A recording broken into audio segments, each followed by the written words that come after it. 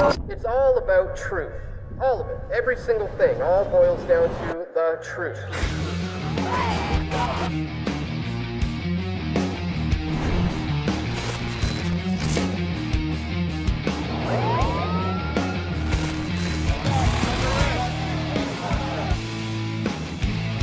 We all want truth.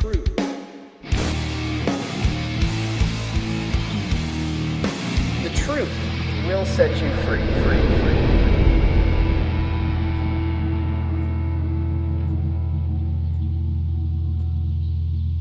All right, welcome to the program, ladies and gentlemen. This is Press for Truth Live. I am your host, Dan Dix. Today is Tuesday, May the 3rd, 2016, and I don't know about you guys, but over the last couple of weeks now, I've been hearing a lot about chemtrails, about geoengineering, about weather modification. I've been seeing this all over social media, seeing it even in the news, even a lot of celebrities talking about this. I'm sure some of you have already heard. There's a clip of Prince talking about chemtrails. We're going to show you that in case you haven't seen that. But, you know, maybe this is your first time hearing about chemtrails. So before we get into that, let's just break it down a little bit. And our guest today is going to be Matt Landman. He's running a global Chemtrail Summit that's coming up on Saturday. I'm sure he can break it down in detail much more better than I can. But in a nutshell, folks, you know, we all know that airplanes leave lines in the skies called contrails. These are condensation trails where water droplets form into little tiny ice particles, and they usually dissipate within a few minutes. Depends on the altitude, depends on temperatures, but generally a condensation trail or contrail will dissipate within a few minutes. Well, it wasn't long ago, within the last 15 years or so, people started noticing some inconsistencies there, recognizing some of these lines in the sky staying around for longer than just a few minutes, some of them for hours. Some people started to note that some of the colors that come through, you know, when sun shines through ice, you're only supposed to get the colors of the rainbow, but when other colors are being introduced in there, that would suggest there are various chemicals introduced into this water. And people began to discover that things like barium indeed were in there. And if you just watch for a whole day, you can see these lines spread out across the sky. And what once started out as a blue sky day ends up becoming a complete overcast haze. So this is something that people have been recognizing and noticing and asking questions about. And the government's been very mum on this, not really saying anything. And that has led to a great deal of conspiracy theories and speculation as to what this could be all about. And now we have all kinds of people asking a lot of really good questions that are not getting a whole lot of answers. And we're even starting to see, as I said, people in the mainstream media, people even from Hollywood, have been becoming to be vocal about this issue, believe it or not. One recent guy of note is Chuck Norris. He even went as far as writing a full article. We have it here from WorldNet Daily. And Chuck Norris wrote an article called Sky Criminals. And I mean, this is a full, lengthy article all about what he thinks is going on with geoengineering and chemtrails. We'll include a link in the description. And I came across this today also when I was looking at this, and this is another list of some various celebrities who have talked about chemtrails in the open. As you can see here, we have the Princess of Sod, we have Beck, we have Billy Corgan, Dave Mustaine, Jim Core, Kylie Jenner, Merle Haggard, Prince, Roseanne Barr, and Skull. You'll notice a lot of these guys are artists. Here we have the Princess, what's her name here? At the recent Istanbul Security Conference, our intrepid citizen journalist Patrick Rody caught up with the Saudi royal by the full name of HPH Princess Bajma bint Saad bin Abdul Aziz Al Saad. Wow, it's quite a mouthful. She more casually goes by the name of Princess Bajma bint Saad.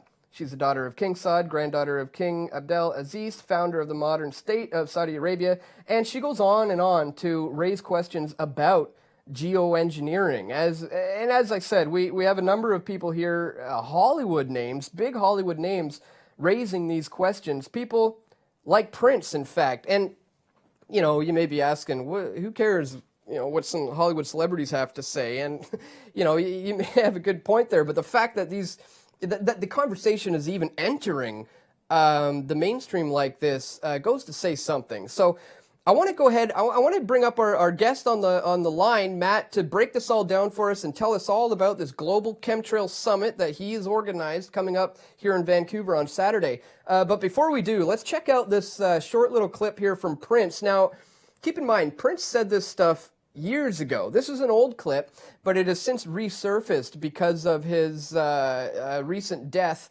And now it's sparked a lot of interest in this chemtrail issue. So when we get back from the clip, we'll be joined on the line by Matt Landman. Here is the artist formerly known as Prince, talking about chemtrails.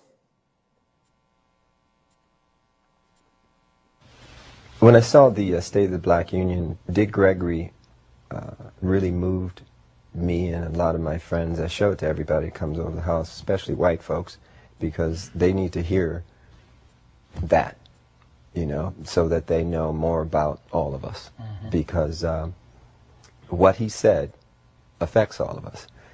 He said something that really hit home about this phenomena of chemtrails. And, when I was a kid, I used to see these trails in the sky all the time, and say, oh, that's cool. A jet just went over. And then you started to see a whole bunch of them. And the next thing you know, everybody in your neighborhood was fighting and arguing, and you didn't know why. Okay? And you really didn't know why. I mean, everybody was fighting. So he started riffing about the chemtrails, and he started to say things that hit home so hard. And I would recommend that everybody try to get what he said online or wherever and try to get a copy of it and just listen to it. Mm-hmm. Because I was so moved that I had to write the song. The other thing is the first line of the song says, I was born on the same plantation in the United States of the red, white, and blue. And we live in a place now that feels just about like a plantation. We're all indentured servants. When I found out there were 8 presidents before George Washington, I wanted to smack somebody. Mm-hmm. I wanted to know why I was taught otherwise. Just tell me the whole story. I'll fill in the blanks. But don't tell me something that you think I'm supposed to know.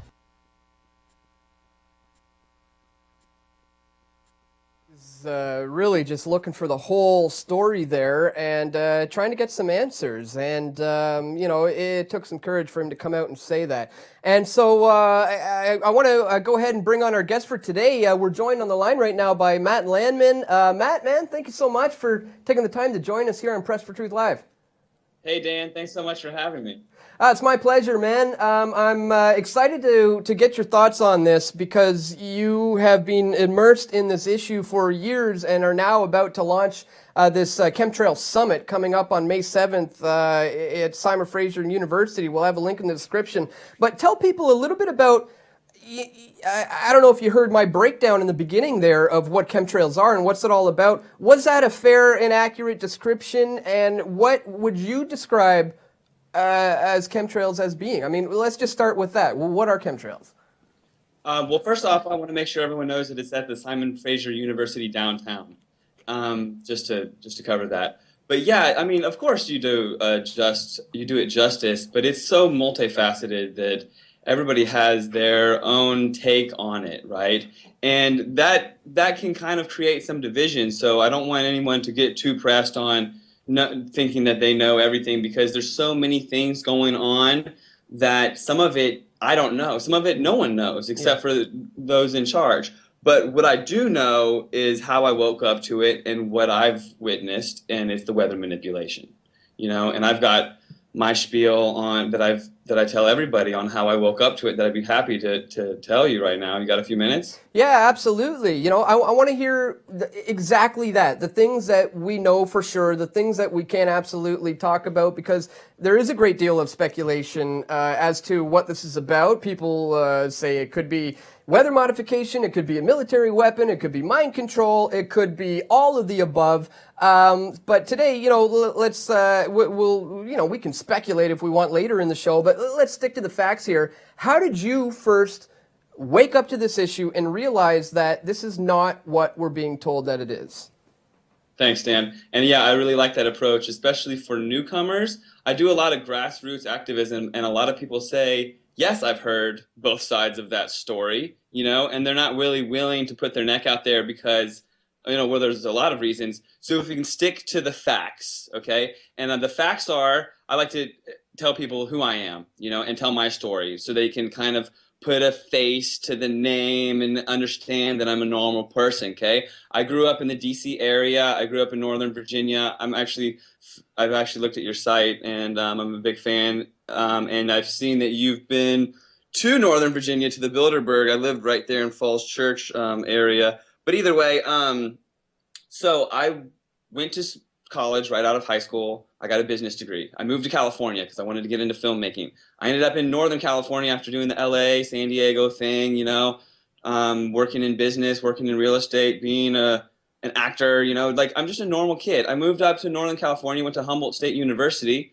I went to film school there. I got a master's degree in business administration, got my MBA. I worked in finance. I traded stocks. I had a whole career in financial analytics and mortgages, and I worked in nonprofit. And finally, I was like, okay, I've had enough of this, and I live in the most beautiful part of the United States. I want to explore these other options and understand some other things. And I worked as an organic farmer. I grew potatoes and squash, and I literally got grounded. And I started being able to witness what some people don't get to see because they're not outside all day long, you know what I mean? And they're not dependent on the rain for their crops to grow.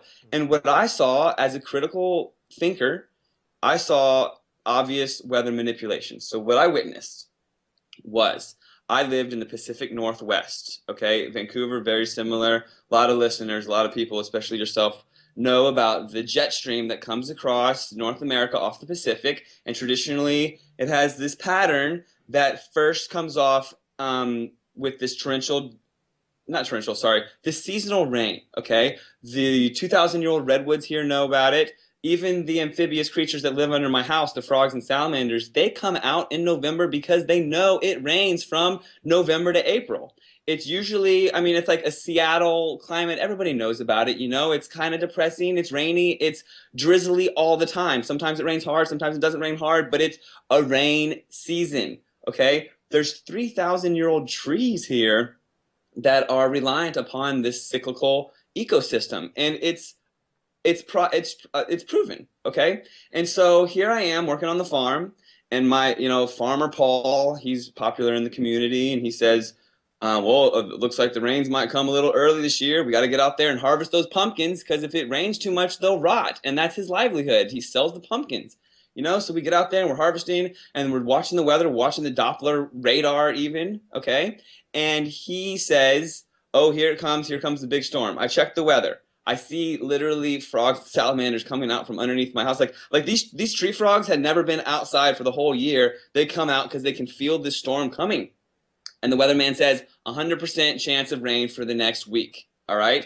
I'm outside and I see the clouds going by and I notice things. I'm not like, I don't keep my head in the sand. Like, I mean, I don't. So I noticed patterns. And what I noticed was no air traffic, very sparse air traffic, but no big jets. Okay. Smaller air traffic going into the small airport that we have in this very rural community. Okay. So, come to find out, on the edge of this storm system, I saw a very significant uptick in air traffic. More than a significant uptick in air traffic, I saw jets come, whereas there were no large jet airliners flying over for days. I saw 10 to 20 planes in the sky, tic-tac-toeing, gridding the sky with persistent linear cirrus cloud formations, okay? Line after line after line after line. the day ahead of this storm. Okay? Then the storm came and it didn't drop any rain. And I didn't think anything of it. But then it happened again. And then it happened again. And I've got a statistics background. I graduated top of my class with a master's in business administration. I understand statistics. I can crank numbers every which way to tell you statistically significant patterns. And when there's no air traffic and no lines in the sky except for on the edge of storm patterns that don't drop rain, and whenever there's no lines in the sky, the storms drop rain, you start to think and you do some research, okay? And what I found out was when these storms come and there is a plethora of persistent linear cirrus cloud formations on the edge of these storm systems, people have started to ask questions and they test what rain does fall out of those clouds, because sometimes the rain does come out because the storm is so huge, some rain comes out. But oftentimes, and most of the times, when there are persistent linear cirrus cloud formations on the edge of these storms, there is not any rain coming out of them, or there's really small amounts. So people have tested this rain, and it comes back with 1,000 times any normal level of barium, 1,000 times normal level of strontium, and also aluminum. So after I've done my due diligence, come to find out, we're gonna there's 2 more minutes. Bear with me.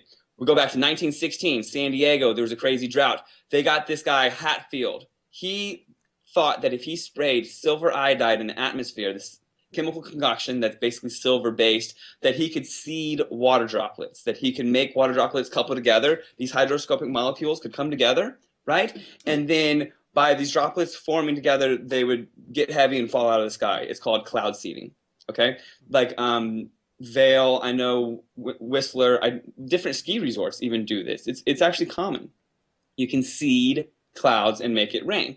Well, come to find out, along with all these government patents that have come out, especially over the past 10, 15 years, there are ways to make it not rain as well. And you can disperse clouds by putting up, guess what, aluminum, barium, strontium. They're in the same column of the periodic table. These things act as dispersants. Okay, and then you see all these different things, all this historic proof. The Ho Chi Minh Trail was flooded. They flooded the Ho Chi Minh Trail in Vietnam by making it rain like crazy because they could, because they wanted to flood this trade route. I thought weather modification was just a conspiracy theory, though. I mean, how is it possible that governments are actually doing this? You know, folks, people may not know that cloud seeding, as Matt says, is a very real thing. It was used to deal with the pollution problem in China during the Olympics. In fact, the United Nations, folks, went to the extent of forming a treaty that they would agree, a bunch of countries coming together, that they would agree not to do this. In fact, let me just show you very quickly here,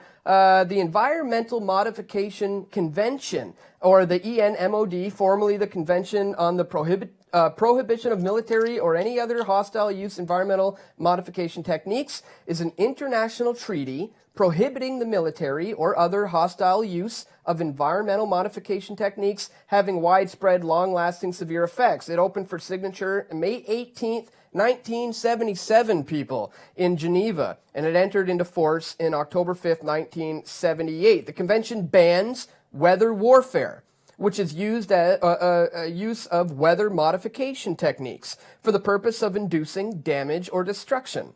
The Convention on Biological Diversity in 2010 would also ban some forms of weather modification or geoengineering. So the UN has openly, back in the 70s, said we need to agree as a country, countries, that we will not engage in weather modification for any kind of military activation.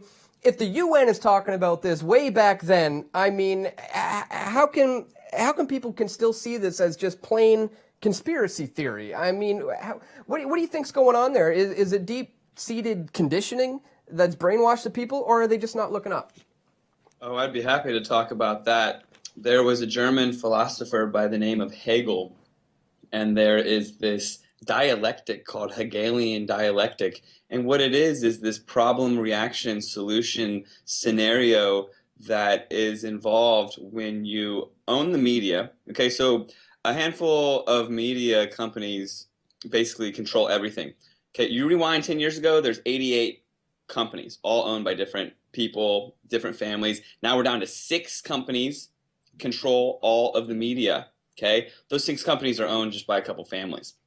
All right, so they utilize this Hegelian dialectic to create these scenarios that create a framed debate where people don't get to think for themselves. Okay, we can go anywhere with this. We can talk about vaccines, 9/11. We can go down the rabbit hole every which way. But in this situation, they're creating a framed debate about global warming, and they're saying that global warming is caused by people driving their cars, and that we need to save ourselves from ourselves, and maybe geoengineering, which is dispersing atmospheric aerosols such as aluminum into the ozone, into the atmosphere, to reflect particles back. It's called solar radiation management, SRM. Al Gore's talked about it on the show Ellen. Greenpeace is actually signed off on it, so I don't really want to go there, but they're not really looking out for our best interest. So you're saying they've suggested using chemtrails to literally block the rays of the sun to try to defeat global warming? Yeah, well, that's what the media has been pushing over the past 6 months, especially. I include this a lot in the presentation that I've been giving, that I'll be giving at the Global Chemtrail Summit in Vancouver on Saturday. But what it is they create this normalization. So people can't really think outside of the box. And when they do, they say, oh, no, I saw an article about that. That's actually a good thing. They're saving the planet. So even when it is a form of brainwashing, it's a conditioning, it's a normalization, it's a literal, they have a strategic approach to manipulating the masses, and they're actually doing a really good job at it. Well, let's get in a little bit into, the why. I mean, a lot of people are probably watching this, thinking to themselves, okay, yeah, I've seen the lines. I know what you're saying. I agree. I've seen them. It's true. Why on earth would the government do this? Why would somebody have any interest in doing this? What do you think is some of the potential purposes here?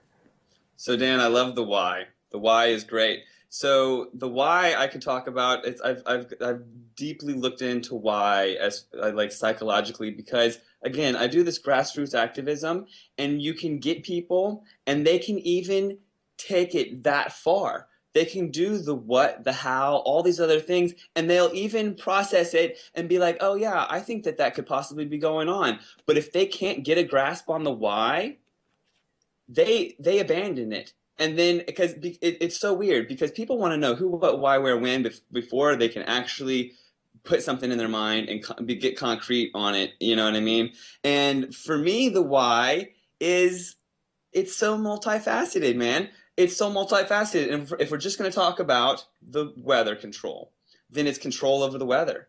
Okay? The president of Iran, Ahmadinejad, he speaks out against the manipulation of the climate. There's a jet stream that comes off the Mediterranean, just like the Pacific Northwest one that I'm living in. There's a jet stream off the Mediterranean, and Ahmadinejad has spoken out and said, hey, guess what? I found out that you all are spraying aluminum in the moisture that's coming over my country, and it acts as a sponge, and it soaks up, and we don't get any rain. You've got to stop this. I know what you're doing. It's total weather control. So there's a why. The military gets to control the weather over their enemies. There's one big one. But another one is just complete and utter control. Like these families that are in control, I mean, at the end of the day, they just want to be able to control everything. Did you know there's a derivatives market that you can trade on the stock exchange what the weather's going to do? Well, I would have to agree. It is a great deal about control. And you're absolutely right. Like when you see that the military is involved in certain aspects of this, like for instance, when I was researching a lot of this years back, I remember looking of any chemtrails with HARP. And for those watching, you may not heard of this before. HARP is the High Active Auroral Research Program, and this is a system of about 120 or 150 antennas that are all meshed together, and they can then beam this frequency up into the upper ionosphere and the atmosphere, and they can then beam the energy back down to Earth and do all sorts of things with this. This is a real project. In fact, we have it here. I'll briefly show you here. We'll have a link in the description. High Frequency Active Auroral Research Program. And you'll see here it says was. an ionosphere research program jointly funded by the U.S. Air Force, the U.S. Navy, and universities of Alaska, and oh, look at this, DARPA was also involved. They say because the project is currently inactive, but there are lots of HARP facilities all over the world.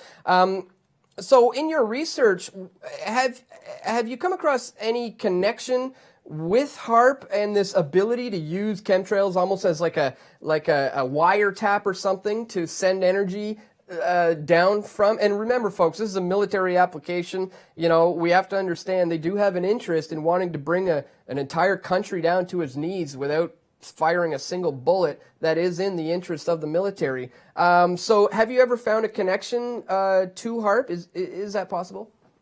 Oh, definitely. There's definite connections with HARP. I think they actually work in or I know that they work in conjunction with one another. So HARP I could talk about for quite some time, and actually they got funding back. I just went and saw a presentation by Nick Begich out of Alaska. He's a professor, and his specialty is HARP, and he has proof that they actually got their funding back last year, and the one in Alaska is up and running, but there's actually 13 spread throughout the planet.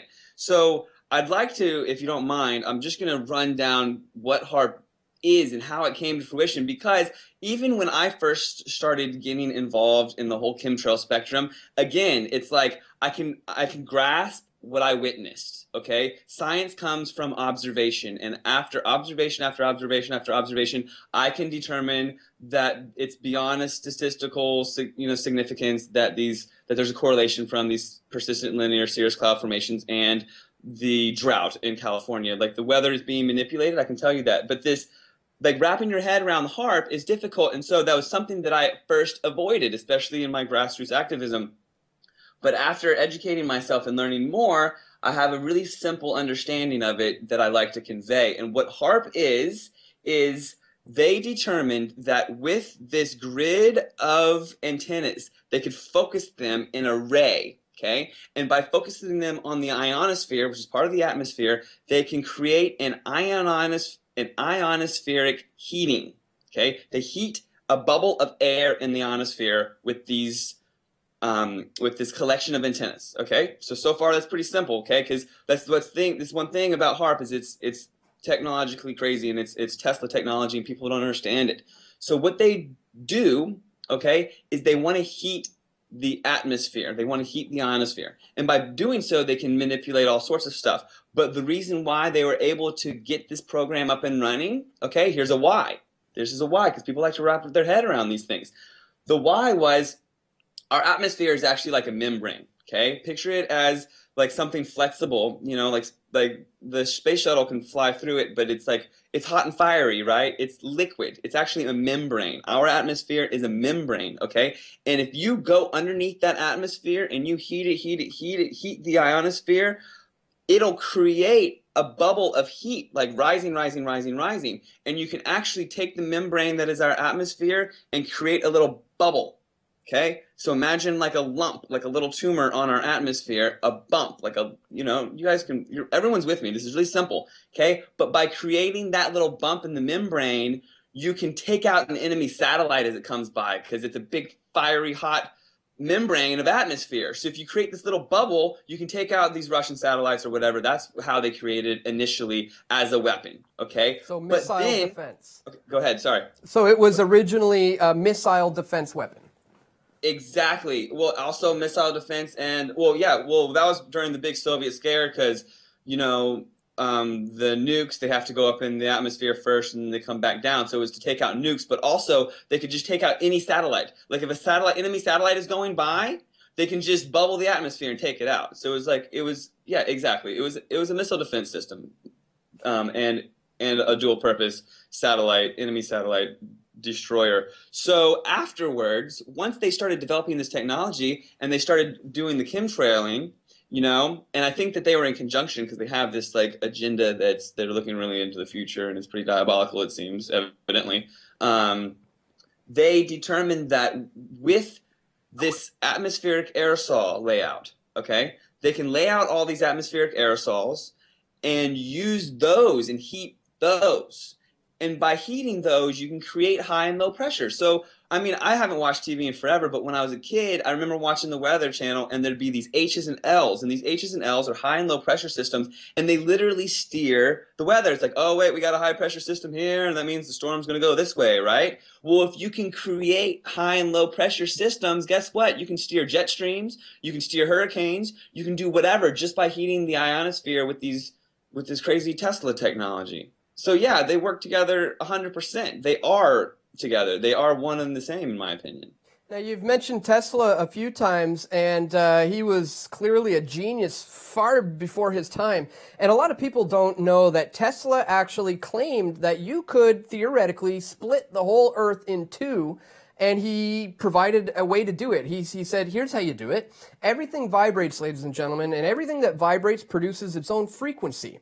And the Earth is vibrating, and therefore the Earth is producing its own frequency. Now, if you can figure out what that frequency is, and then magnify that frequency and create a resonant frequency, you can magnify it very much so to the point of creating an earthquake. It's the very same logic that goes behind when an opera singer can break a wine glass with their voice. You listen to the tone of the glass, you match that tone with your voice, and you can shatter the glass. Tesla claimed that if you figured out the resonant frequency that the Earth resonates at, and you multiplied that exact same frequency, you could theoretically create an earthquake. Is that possible, Matt? I mean, Tesla was quite a genius, and he seems to be saying it's possible for man to create earthquakes. What do you think?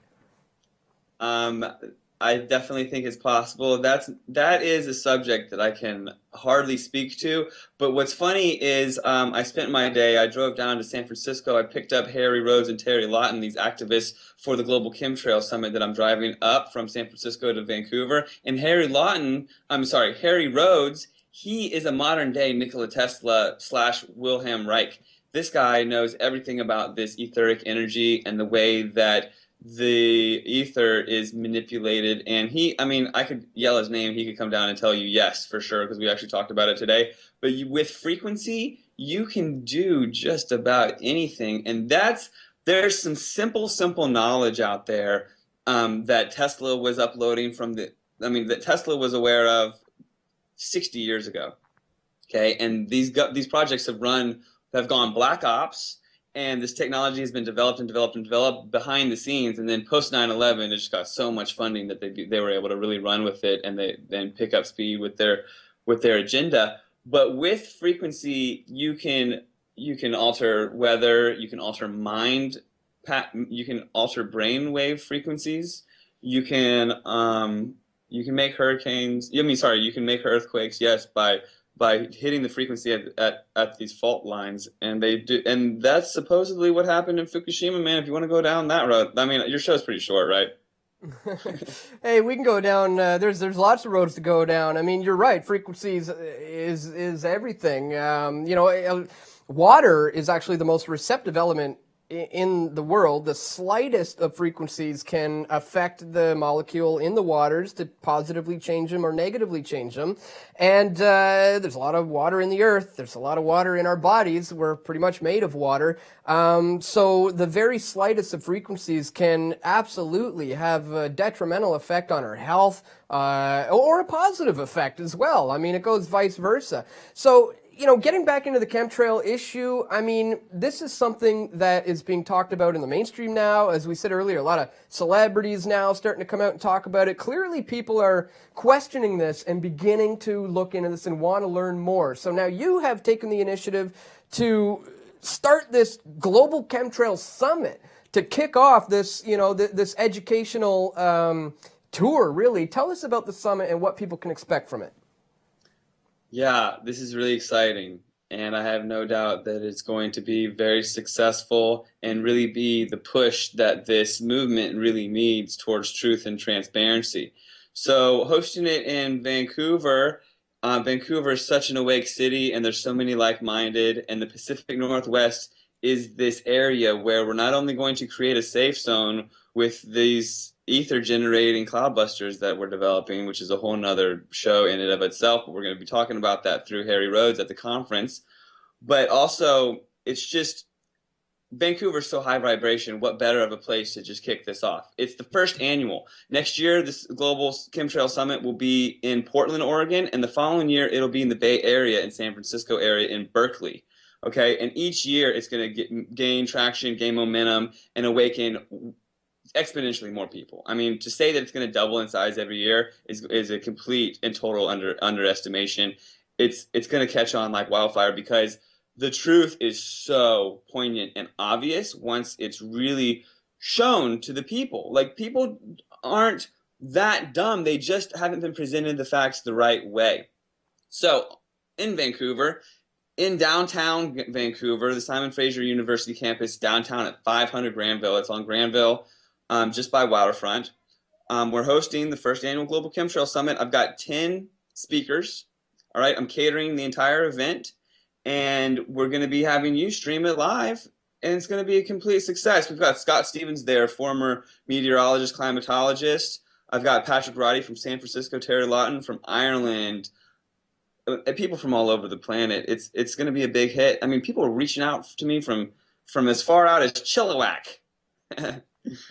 Thought you liked that. Yeah, well, I mean, that's exactly what we need is experts in these fields, people who've been researching this for numbers of years, to come together into an event like this to be able to just present information. And the fact that it's a free event, it's an all-day event, people can come, you can hear from these guys who have been researching this, for years now. Press for Truth is going to be there. We'll be there live streaming the event, filming it, conducting interviews, and, making videos of this. So we encourage people to come out and check it out. We'll have links in the description. Matt, tell us a little bit about the Facebook page, because I know people are going to want to learn more about learning about this and find out how they can go to the site. I think it's Actual Chemtrails Activists. Is that the group? Well, there's a group. If you are an actual chemtrail activist, and I hope you are, and that means that you're awake to it and you actually are trying to spread the truth, there's a Facebook group called Actual Chemtrail Activists, and that's a great place to find people like-minded and all that. But Actual Activists is my baby. It's our baby. Actual Activists is a hub of information from fracking to fluoride across the spectrum, and it's all like-minded, and it's all truth, and it's a Facebook page. But at the end of this year, I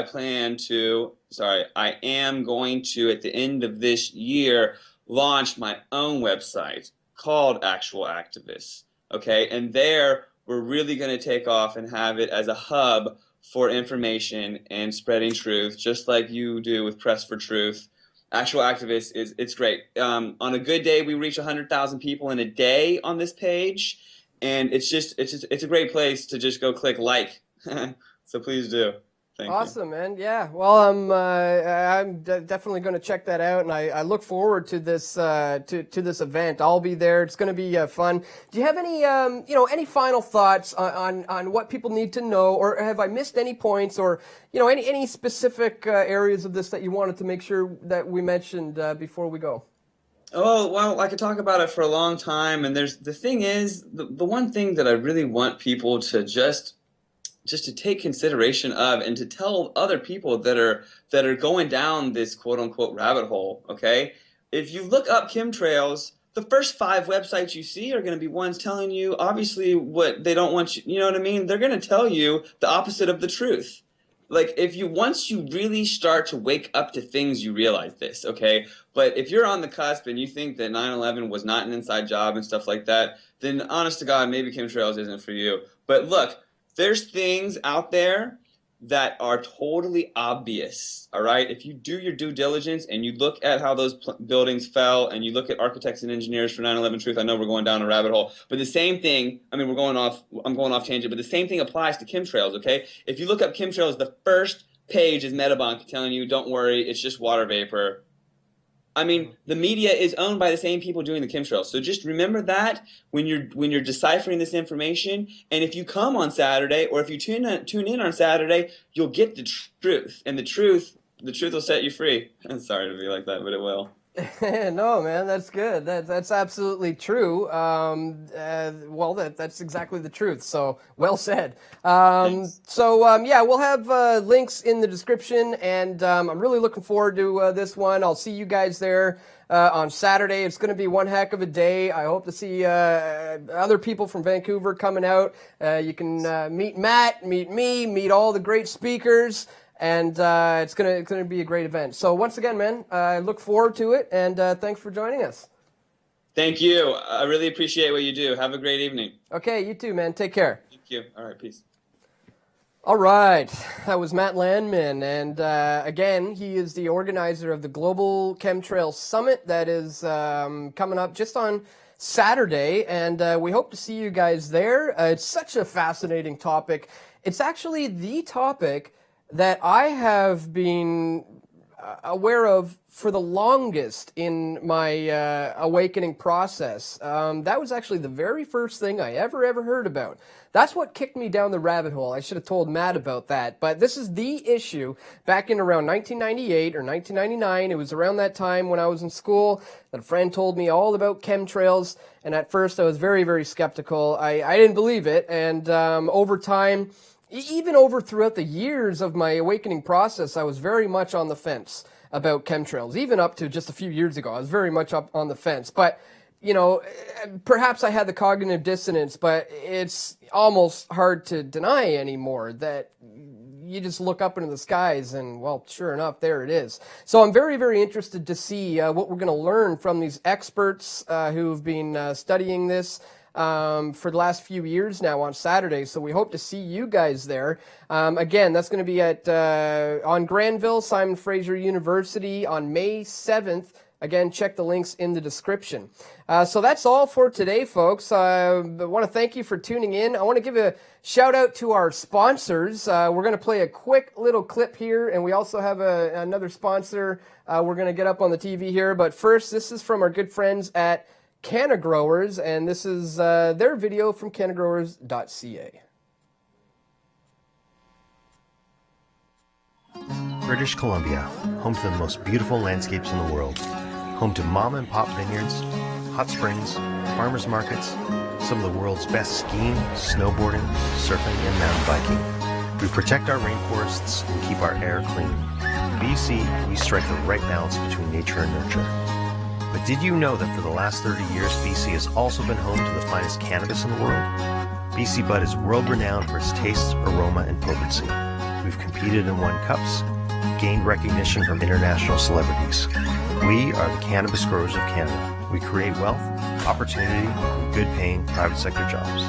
The BC cannabis crop is worth over $7 billion a year, and there were over 17,000 farms creating work for Canadians and improving the lives of millions of people. We are joining together to build a free and fair cannabis market that benefits all Canadians. Won't you come and join us at cannagrowers.ca?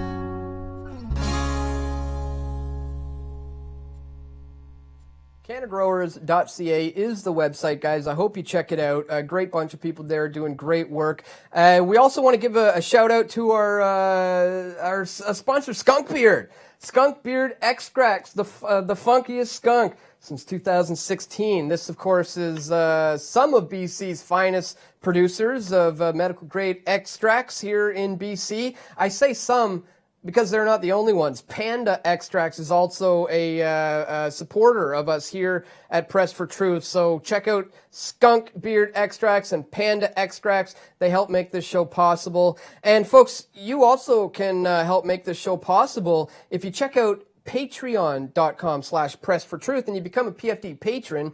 You can give $1 a month, $2 a month. Anything helps with these weekly live shows and all the work that I do throughout the week here at Press for Truth. So please check the links in the description to see how you can help support our efforts here at PFT. And that's all for this week, folks. I hope you enjoyed the show. We'll see you right back here next week, same time, same channel. Until then, keep fighting the good fight, my friends.